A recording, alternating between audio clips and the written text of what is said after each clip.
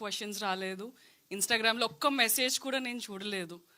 Because అప్పటికి ఇప్పటికి చాలా డిఫరెన్స్ ఉంది. సో అలా ఎక్కడ నన్ను ఇబ్బంది పెట్టలేదు. నన్ను చాలా పాజిటివ్గానే నన్ను ఎంకరేజ్ చేశారు.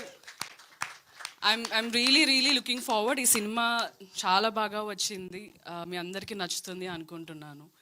ప్రతి ఒక్కరి లైఫ్లో ఒక అబ్యూజివ్ రిలేషన్షిప్ నుంచి బయటకు అబ్యూజివ్ రిలేషన్షిప్స్ ఉంటాయి.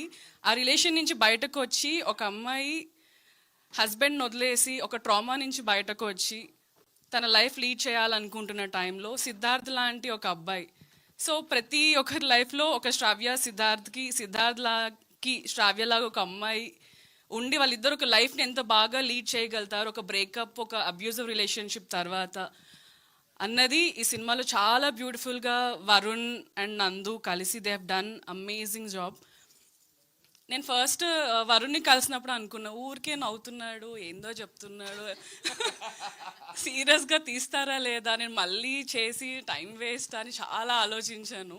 బట్ ఇట్లా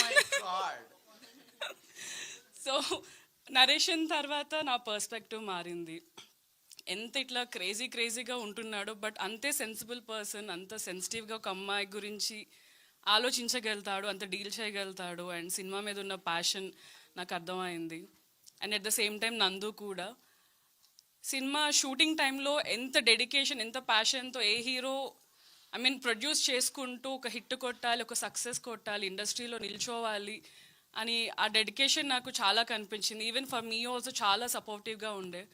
so I'm really looking forward. మీ అందరి బ్లెస్సింగ్స్ మాకు కావాలి. ఇంకా వెరీ సూన్ సినిమా రిలీజ్ అవ్వబోతోంది. సో అదే ప్రేమతో మమ్మల్ని ముందుకు తీసుకెళ్తారని అనుకుంటున్నాను. Thank you for coming. It really means a lot. Thank you so much. Thank you Yamini, thank you so much and wish you good luck. నా యాక్చువల్లీ ప్రొడ్యూసర్గా ఆల్రెడీ సక్సెస్ఫుల్ అయిపోయినట్టే ఇప్పుడు, ఎందుకంటే అంత పెద్ద